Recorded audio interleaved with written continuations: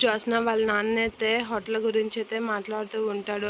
Local కాంట్రాక్టర్స్కి ఇవ్వకరా, బయట ప్రొఫెషనల్స్కే ఇవ్వు అని అయితే వాళ్ళ నాన్న చెప్తూ ఉంటాడు. ఇక జ్యోత్స్న వాళ్ళ అమ్మ అయితే వాళ్ళ నాన్నకి కర్రీ వడ్డిస్తూ చాలు చాలు అనే వాళ్ళ నాన్న అనేసరికి, మీకు ఒక సీక్రెట్ చెప్పనా అండి, అన్నం కొంచెం తినాలి, కర్రీస్ ఎక్కువ తినాలి అనేది అంటూ ఉంటుంది. ఆ మాటలకి కోడలు చెప్పింది కూడా నిజమేనరా, అందరి హెల్త్ గురించి ఆలోచించిన మనం కూడా హెల్తీగా ఉండాలి కదా అని అయితే చెప్తూ ఉంటాడు వాళ్ళ మామయ్య. ఇక జ్యోత్స్న అయితే చాలా కోపంతో రగిలిపోతూ ఉంటుంది. తన నిశ్చితార్థం ఆగిపోయిందని భయము, ఎవరికి ఏది రాకపోవడంతో చాలా కోపంతో రగిలిపోతూ ఉంటుంది. ఇక వాళ్ళ అమ్మ అయితే వాళ్ళ నాన్నకి అన్నం వడ్డిస్తూ హ్యాపీగా ఉండడం చూసి జ్యోత్స్న ఇంకా రగిలిపోతూ ఉంటుంది. వాళ్ళ నాన్నమ్మ కూడా సీరియస్గా ఉంటుంది.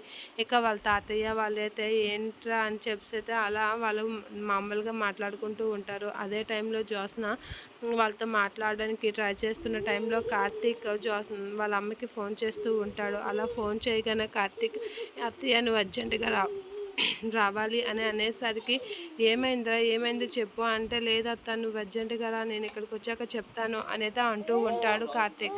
జ్యోత్స్న అయితే అది వినగానే ఇంకా కోపంతో రగిలిపోతూ ఉంటుంది. సరే అమ్మ నువ్వు అర్జెంటుగా వెళ్ళు, అక్కడ ఏ అర్జెంట్ పని ఉందో ఏంటో అని అయితే కార్తీక్ జ్యోత్స్న వాళ్ళ అమ్మతో అయితే వాళ్ళ మామయ్య అంటూ ఉంటాడు. సరే కార్తీక్ నేను ఇప్పుడే వస్తున్నాను అని చెప్పి జ్యోత్స్న వాళ్ళ అమ్మ అయితే కార్తీక్తో చెప్పి హాస్పిటల్కి అయితే బయలుదేరుతూ ఉంటుంది.